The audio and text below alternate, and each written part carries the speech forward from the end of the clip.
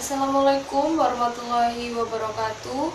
Perkenalkan, nama saya Erna Gristiawati dengan NIM 201307103 dari Universitas Pendidikan Ganesha.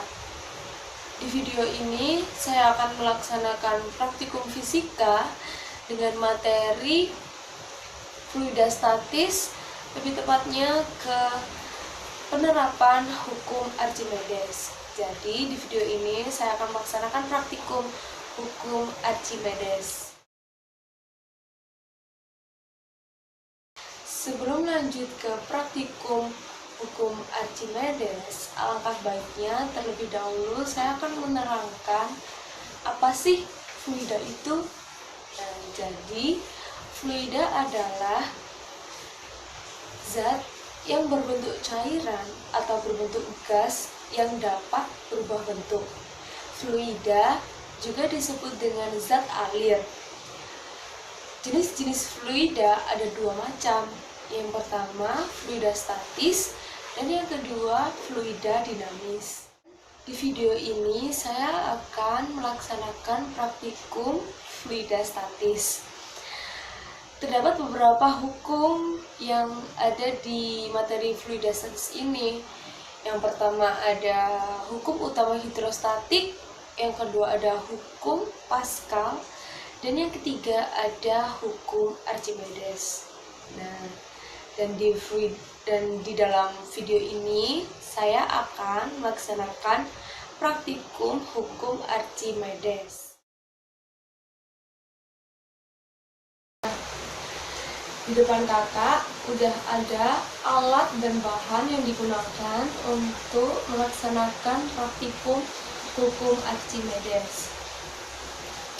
Alat yang pertama yaitu ada beberapa garam, lalu selanjutnya ada 3 buah gelas kosong, lalu ada air, sendok, 3 butir telur, lalu ada alat tulis seperti penggaris, pulpen, spidol, lalu ada buku kecil seperti ini. Gunanya apa alat tulis ini? Alat tulis ini digunakan untuk menulis hasil praktikum. Lalu spidol digunakan untuk apa? Untuk menulis ini gelas keberapa, ini gelas pertama, dan untuk membuat itu apa namanya, sentimeter dari gelas ini. Kenapa ditulis seperti ini? Agar air yang kita masukkan ke dalam 3 buah gelas ini sama tingginya. Dan untuk mengetahui telur kita berada pada posisi nomor berapa, seperti itu. Langkah yang pertama, isi masing-masing gelas, masing-masing 3 gelas ini dengan tinggi yang sama. Ya, tinggi yang sama ya, ingat.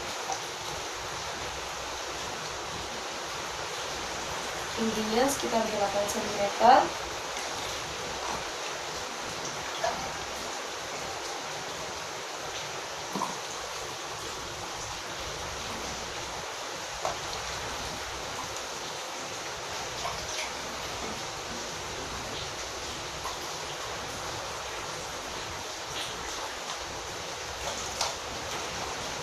Lalu setelah diisi air, telurnya pada gelas pertama tidak menggunakan garam. Lihat apa yang terjadi. Oh, ternyata telurnya tenggelam. Pada gelas kedua diberi 1,5 sendok garam. Kita lihat apa yang terjadi. Diaduk dulu.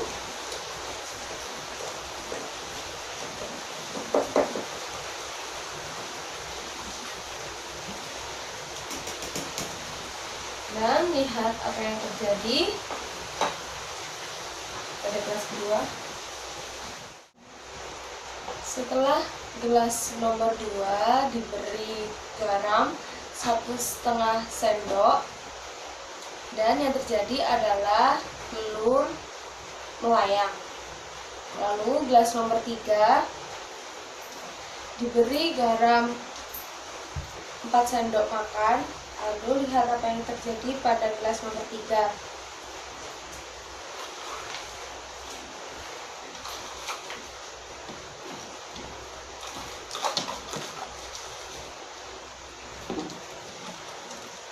Aduk-aduk.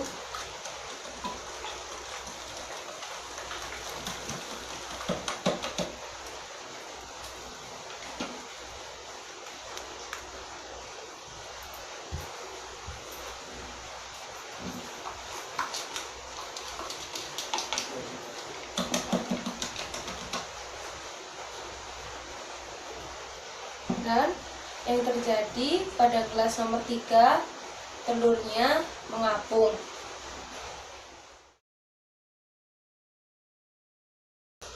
Hasil pembahasan dari praktikum kali ini yaitu yang pertama, telur tenggelam. Kenapa telur pada gelas pertama ini tenggelam? Karena telur di gelas pertama tidak diberi garam. Artinya, massa jenis air lebih kecil dari massa jenis benda. Bendanya apa?